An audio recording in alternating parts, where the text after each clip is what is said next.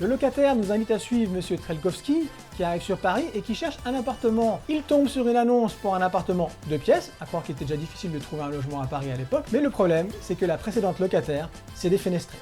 Et on va suivre la descente aux enfers, la descente psychologique aux enfers de notre nouveau locataire, qui va être tantôt harcelé par les voisins, tantôt harcelé par les personnes qui connaissaient l'ancienne locataire.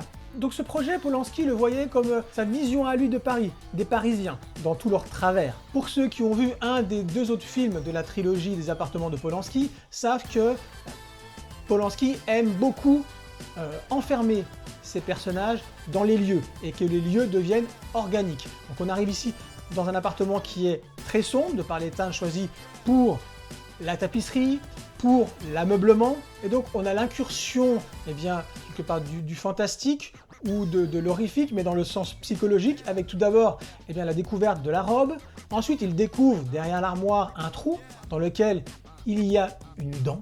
Et là, nous sommes vraiment dans l'organique. Puis, par l'apparition de personnes, de voisins extrêmement dérangeants qui viennent toquer chez lui et qui le prennent pour l'ancienne locataire, Madame Schul.